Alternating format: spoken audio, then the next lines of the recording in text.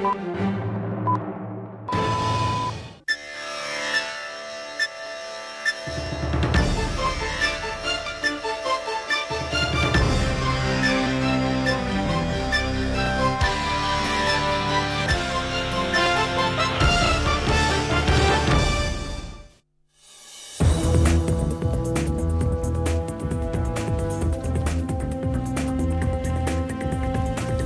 আলাইকুম, শুভেচ্ছা সহ সবাইকে আমন্ত্রণ জানাচ্ছি চ্যানেল আই সংবাদে। সংবাদ কক্ষ থেকে আপনাদের সাথে আছি আমি আনিকা জাহিন। বিস্তারিত সংবাদের শুরুতেই জানিয়ে দিচ্ছি ফ্রেশ আটা ময়দা সুজির সংবাদ শিরোনামগুলো। বাংলাদেশে ফেব্রুয়ারির জাতীয় নির্বাচনের প্রতি জাতিসংঘের পূর্ণ সমর্থন, দেশের গণতান্ত্রিক রূপান্তরে অত্যন্ত গুরুত্বপূর্ণ বলে মন্তব্য। মানবতা বিরোধী অপরাধে অভিযুক্তরা নির্বাচনে অংশ নিতে পারবেন না বলে আইন অনুমোদন, সরকারি চাকরি বা অন্য কোনো পদেও না থাকার বিধান। 21শে আগস্ট গ্রেনেড হামলা মামলায় তারেক বাবর সহ আসামিরা আপিলেও খালাস, পুনঃ তদন্তের আদেশ বাতিল করে কারাবন্দীদের মুক্তির নির্দেশ। এবং রাজধানীর উত্তরাতে প্রকৃতি ও জীবন ক্লাবের সবুজ অভিযাত্রা, ভবিষ্যতের নিরাপদ আবাস নিশ্চিতে বেশি বেশি বৃক্ষরোপণের আহ্বান।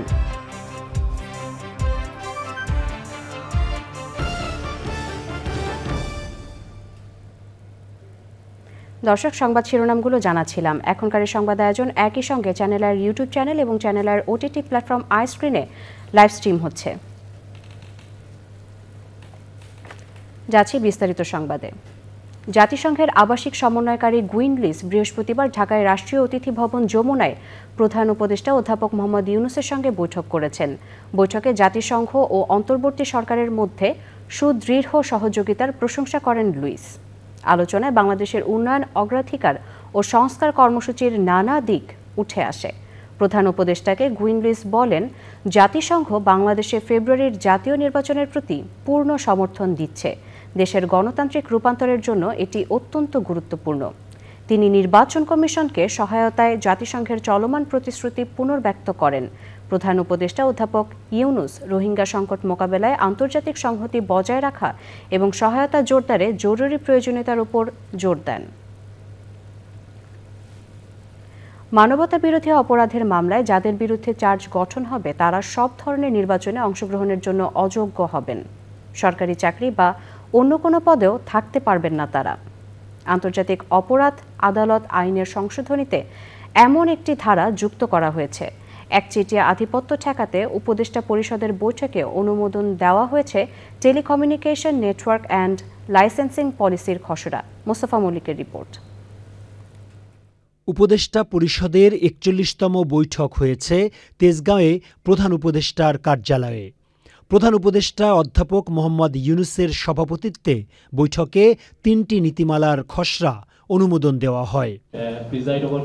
বিস্তারিত জানাতে প্রধান উপদেষ্টার প্রেস উইং ফরেন সার্ভিস একাডেমিতে সংবাদ সম্মেলন করে। প্রধান উপদেষ্টার বিশেষ সহকারী বলেন, আগে টেলিকমিউনিকেশন খাতে একচেটিয়া ব্যবসার সুযোগ করে দেয়া হয়েছিল। নতুন আইনে লাভবান হবেন সাধারণ মানুষ। আগে একটা ভয়েস কল করার জন্য অন্তত 6টা থেকে 7টা, কোথাও কোথাও 7টা স্তর ভেদ করে যেতে হতো। নতুন কাঠামোতে আমার 3টা স্তর আছে, তো সুতরাং সেখান থেকে 2টা স্তর চলে যাবে। ওই 2টা স্তর যেই রেভিনিউটা কালেক্ট করতো, যেই টোলটা কালেক্ট করতো, সেই টোলটা এখন থাকবে না। সুতরাং আমরা মনে করছি এই টোলটা হয় আমরা সরকারকে দিতে পারবো, অথবা সরকার চাইলে এটা ডিসকাউন্ট হিসাবে দিতে পারবে গ্রাহকদেরকে, ভয়েস এবং ডেটা উভয় কলে। তাহলে ওখানকার যে ব্যবসায়ীরা এখন অনেক বড় একটা পরিসরে ব্যবসা করতে পারবে। যেমন ফাইবার টাওয়ার করতে পারবে, টাওয়ার কোম্পানি ফাইবার করতে পারবে। এখানে ব্যবসায়ীদের টোটাল অপারেটরের সংখ্যা বেড়ে যাবে। নতুন নীতিমালার মাধ্যমে গ্রাহকটা কম দামে ভালো মানের সেবা পাবে। সংবাদ সম্মেলনে জানানো হয়, আন্তর্জাতিক অপরাধ আদালত আইসিটি আইনে সংশোধনী এনেছে সরকার। যুক্ত হয়েছে নতুন ধারা। এই ধারায় বলা হয়েছে, যাদের বিরুদ্ধে চার্জ গঠন হয়ে যাবে তারা নির্বাচনে অংশ নিতে পারবেন না। তিনি সংসদ সদস্য হিসেবে নির্বাচিত হওয়া বা বহাল থাকার অযোগ্য হবেন। একইভাবে তিনি স্থানীয় সরকার পরিষদ বা প্রতিষ্ঠানের সদস্য, কমিশনার, চেয়ারম্যান, মেয়র বা প্রশাসক হিসাবে নির্বাচিত হওয়া বা বহাল থাকার অযোগ্য হবেন।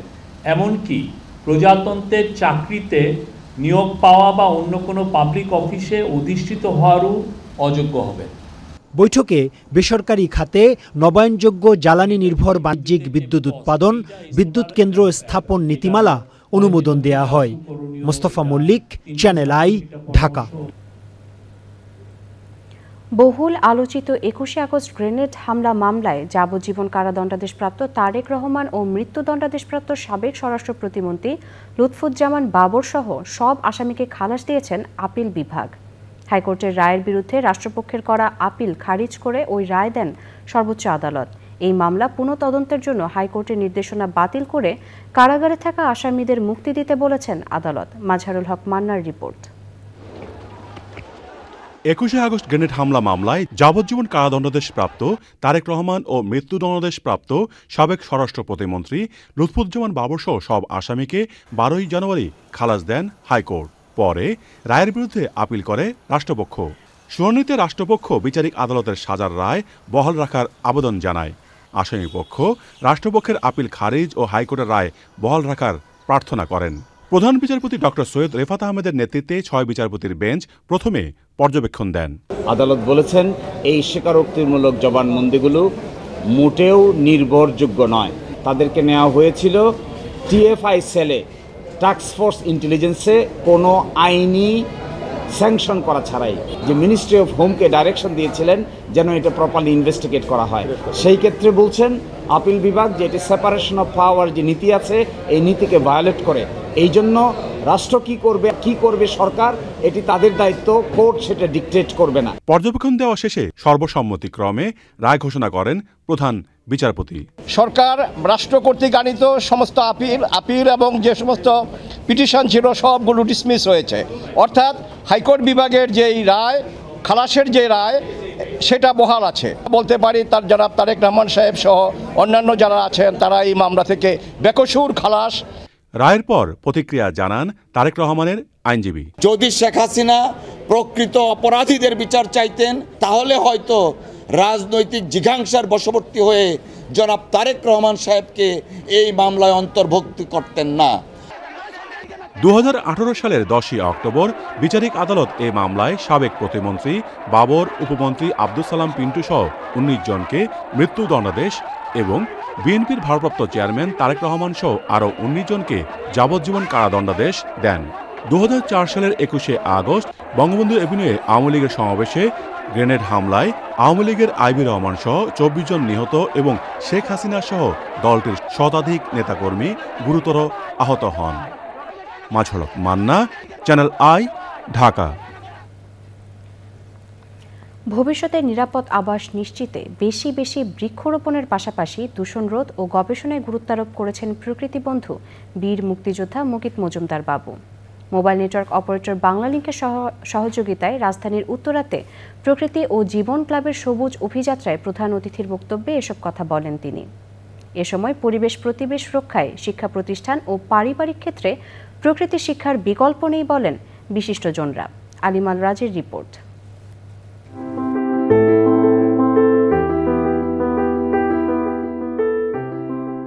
সময়ের সাথে পাল্লা দিয়ে উন্নয়নের নামে অবকাঠামো যত বেড়েছে ততই হারিয়েছে সবুজ। ফলে দূষণের মাত্রা যেমন সীমা ছাড়িয়েছে তেমনি অস্বাভাবিক গতিতে বৃদ্ধি পেয়েছে তাপমাত্রা। সংকট থেকে উত্তরণে মোবাইল নেটওয়ার্ক অপারেটর বাংলালিংক ও ঢাকা উত্তর সিটি কর্পোরেশনের সহযোগিতায় উত্তরার 16হাটি সরকারি প্রাথমিক বিদ্যালয় ও আশপাশের এলাকায় প্রকৃতি ও জীবন ক্লাব ঢাকা জেলার বৃক্ষায়ন ও বিতরণ।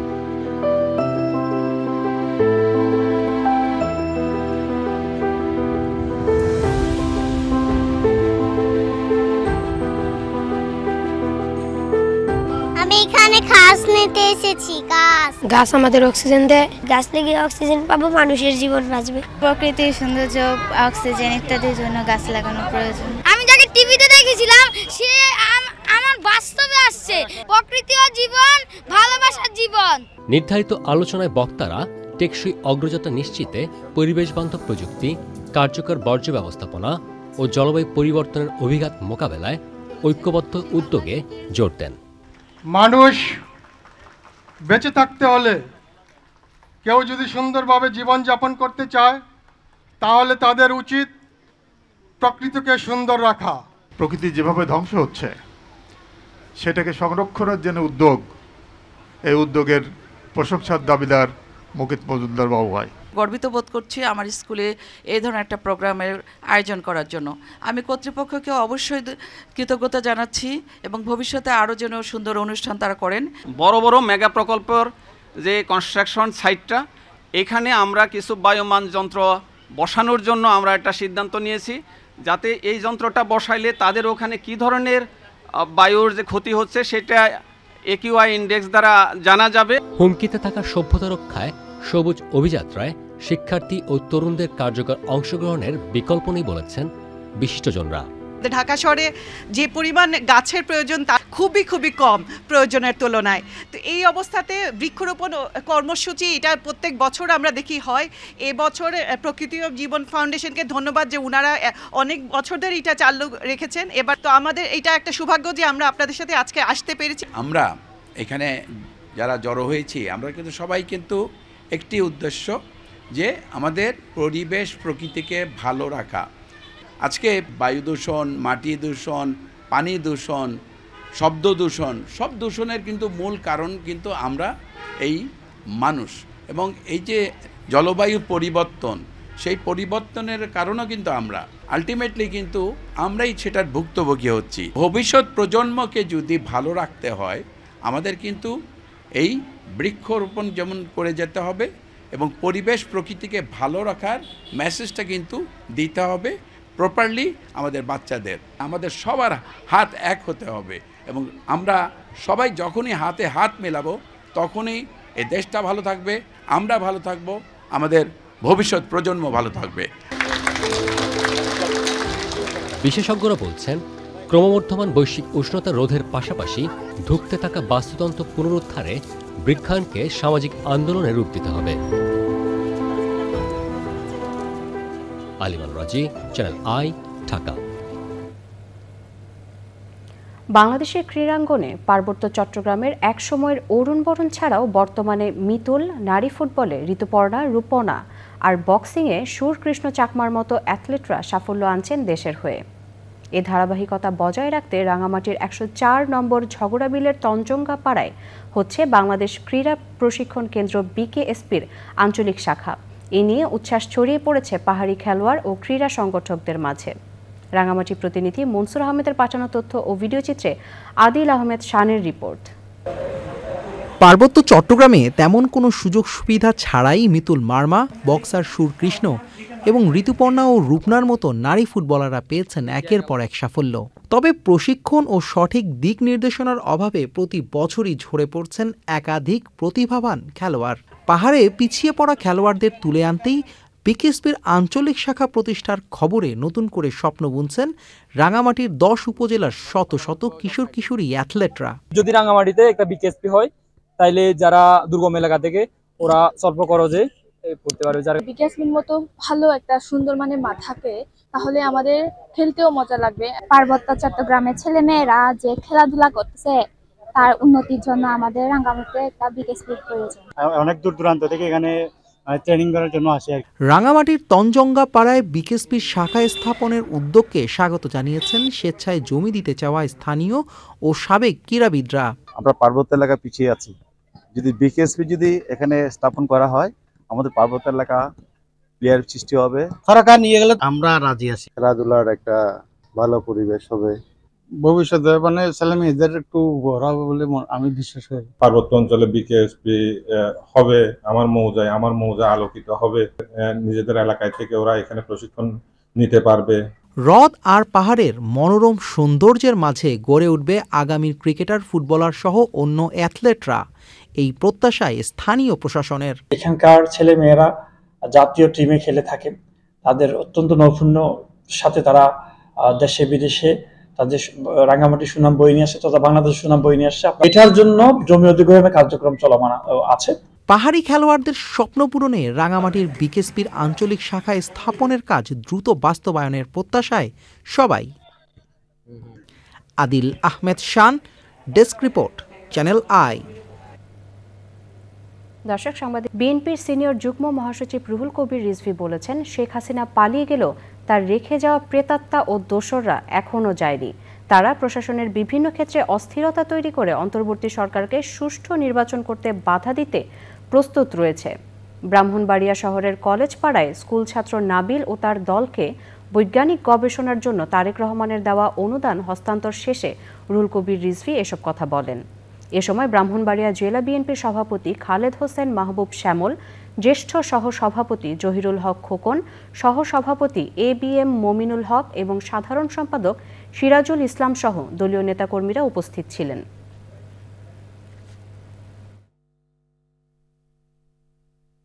তার দোসররা তারা তো চায়নি, তার প্রশাসনে আছে, তারা প্রশাসনের বিভিন্ন ক্ষেত্রে তারা অবস্থান নিচ্ছে এবং বর্তমান যে অন্তর্বর্তীকালীন সরকার তারা যেন ব্যর্থ হয়, এখানে একটা অবাধ সুষ্ঠু নির্বাচন যাতে ব্যর্থ হয়, একটা পাতানো কোনো পরিকল্পিত করে অস্থিরতা এবং নৈরাজ্য তৈরি করে অন্তর্বর্তীকালীন সরকারের যিনি প্রধান তিনি যাতে অবাধ সুষ্ঠু নির্বাচন না করতে পারেন সেটার জন্য তো তারা প্রস্তুত আছেই।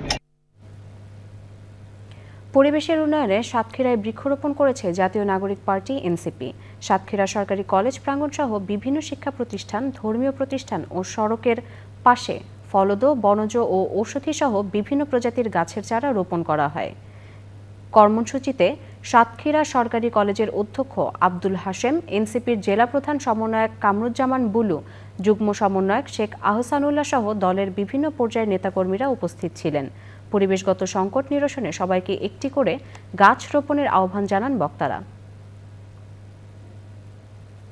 বিএনপির প্রতিষ্ঠা বার্ষিকী উপলক্ষে চট্টগ্রামের পটিয়া উপজেলা ও পৌরসভা বিএনপি যুবদল, ছাত্রদল এবং মহিলা দল সহ বিভিন্ন অঙ্গ সংগঠনের উদ্যোগে র্যালি ও সমাবেশ হয়েছে।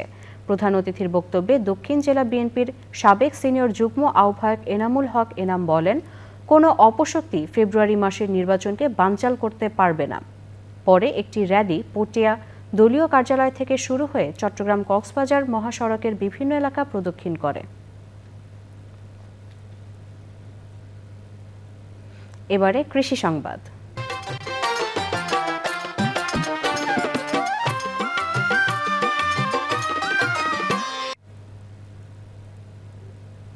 মুন্সিগঞ্জের বজ্রযোগিনী এলাকায় শৌখিনতা বসে পতিত উঁচু জমিতে ও বাড়ির ছাদে সবজি চাষ করে সফল হয়েছেন মোহাম্মদ জহিরুল ইসলাম আয়ুব। স্থানীয় জয়কালী উচ্চ বিদ্যালয়ের প্রধান শিক্ষক তার জীবনের আরেকটি শিক্ষণীয় কাজ দিয়ে অন্যদের উৎসাহিত করে চলেছেন। রাসেল মাহমুদের তথ্য ও ভিডিওচিত্রে বিস্তারিত আল মুকসিদের রিপোর্টে। মুন্সিগঞ্জের বজ্রযোগিনী জয়কালী উচ্চ বিদ্যালয়ের প্রধান শিক্ষক মোহাম্মদ জহিরুল ইসলাম স্কুলের পরিত্যক্ত মাঠে স্কুলের ছাদ, বাসভবনের আঙিনা ও ছাদের বস্তায় বিভিন্ন ধরনের সবজি চাষ করে সাড়া ফেলেছেন। এই বাগানের সবজি উৎপাদন শখের বশে হলেও এখন সপ্তাহে 2 দিন বাজারজাতকরণ করছেন। খুব কম খরচে সিমেন্টের বস্তা যার পরিত্যক্ত সেগুলো আমি সংগ্রহ করে মাটি নিজে করে নিজে প্রস্তুত করি। রাসায়নিক আমি ব্যবহার করি না খুব একটা, একদম না হলেই নয়। তারপরেও যে কেমিক্যাল যেগুলো আছে সেগুলো নিমের যে একটা রস আছে, তিক্ত রস, সেটা আমি ইনসেকটিসাইড হিসেবে ব্যবহার করি যাতে আমার পোকামাকড় থেকে রক্ষা হয়। বাজারে গেলে প্রচণ্ড বিষাক্ত খাবার আমরা পাই, সেটা আমাদের বিষমুক্ত। তার বাগান পরিচর্যা ও উৎপাদিত ফলন বাজারজাতকরণের জন্য নিয়োজিত রয়েছে কৃষি শ্রমিক ও কৃষি পরামর্শক। ফুল যত্ন না করলে ফুল ভালো থাকবে না, ওরা যত্ন করলে ওরা ভালো হবে। এই জৈব পদার্থগুলা দীর্ঘ প্রায় 1 মাস পর্যন্ত আমরা প্রক্রিয়া করে বস্তাভর্তি করি এবং বস্তাবন্দি করার পরে আমরা এই চারাগুলো এখানে দিই। জৈব সার যে মাটির প্রাণ, এটা নিঃসন্দেহেই এই ছাদ বাগানের বেগুন গাছে প্রমাণ দিতেছে। এভাবে সবজি আবাদের পরিমাণ বাড়াতে পারলে বাজারের ঘাটতি মেটাতে বড় ধরনের অবদান রাখবে বলছে কৃষি বিভাগ। এই ছাদ বাগানে রাসায়নিকের ব্যবহার নেই বললেই চলে। তার মানে হচ্ছে যে এইখান থেকে যে উৎপাদিত যে পণ্যটা আমি পাচ্ছি এটা কিন্তু সম্পূর্ণ স্বাস্থ্যসম্মত এবং পুষ্টিমান সম্পূর্ণ অক্ষুণ্ণ থাকবে। তাহলে আমার যতগুলো স্কুল আছে আমার জেলায়, যতগুলো কলেজ আছে, এই স্কুল কলেজের ছাদেও যদি আমরা এটা আসলে সম্প্রসারণ করতে পারি তাহলে নিশ্চয়ই পুষ্টি সরবরাহের ক্ষেত্রে একটা ভালো মডেল তৈরি হবে। এ ধরনের বাগান বাড়াতে কৃষি বিভাগ থেকে তদারকি, পরামর্শ ও সহযোগিতা বাড়ালে বর্ষা মৌসুমে সবজি সংকট কমবে বলে মনে করেন সংশ্লিষ্টরা। আল মুকসিদ, চ্যানেল আই। এবারে প্রকৃতি সংবাদ।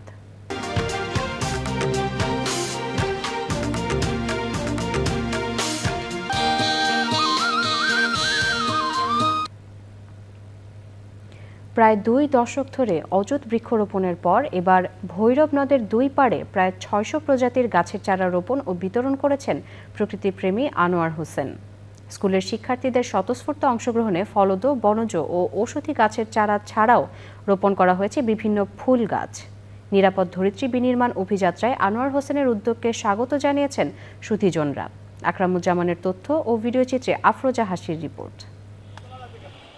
সাল 2009 নিজ গ্রামে লেবু গাছ রোপণের মধ্য দিয়ে শুরু হয় আনোয়ার হোসেনের বৃক্ষরোপণের যাত্রা। এরপর 17 বছরে তিনি রোপণ করেছেন বিভিন্ন প্রজাতির অন্তত 35,000 গাছ। নিজ অর্থায়নে ফলদ বৃক্ষ দিয়ে গড়ে তুলেছেন সবুজে মোড়ানো গ্রাম। সম্প্রতি যশোরের ভৈরব নদের পাড়ে রোপণ করেছেন প্রায় 600 ফলদ, বনজ ও ঔষধি গাছ। তার এই আয়োজনে স্বতঃস্ফূর্তভাবে অংশ নেন শিক্ষার্থী সহ বিভিন্ন শ্রেণী পেশার মানুষ। কল্যাণমূলক একটা কাজে অংশগ্রহণ করতে পেরে আমরা আসলে খুবই খুশি। গাছ লাগিয়ে আমরা আমাদের পরিবেশে উন্নয়ন করছি। সুন্দরভাবে গাছগুলো লাগানো হোক এবং পরিবেশের উপকার হোক। এখানে ভালো অক্সিজেন পাস হবে, তারপরে একটি ভালো পরিবেশ সৃষ্টি হবে।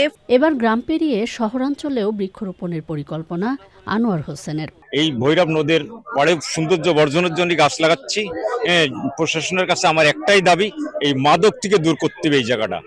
এই গাছগুলো বড় হলে সুন্দর পর্যটন এলাকা হবে।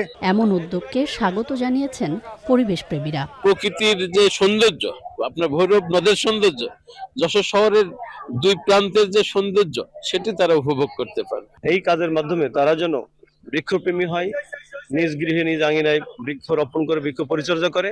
বিশেষজ্ঞরা বলছেন, বৃক্ষায়নে শুধু পরিবেশ রক্ষার অভিযাত্রাই গতি পায় না, বরং ত্বরান্বিত হয় আর্থসামাজিক উন্নয়নও। আফরোজা হাসি, প্রকৃতি ও জীবন desk, channel I.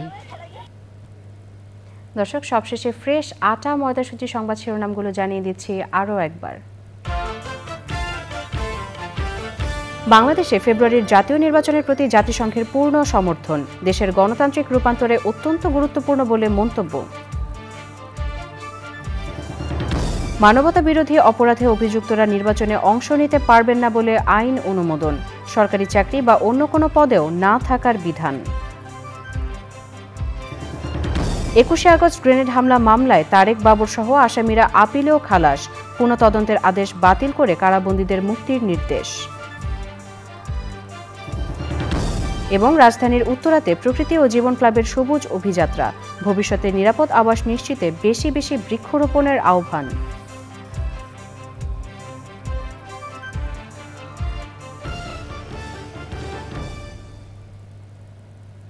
Channel I সর্বশেষ সংবাদ জানতে ভিজিট করুন channelionline.com-এ। যুক্ত থাকুন আমাদের সোশ্যাল মিডিয়া প্ল্যাটফর্মগুলোর সাথে। পরবর্তী সংবাদ দেখার আমন্ত্রণ রইল। এতক্ষণ সাথে থাকার জন্য সবাইকে অসংখ্য ধন্যবাদ।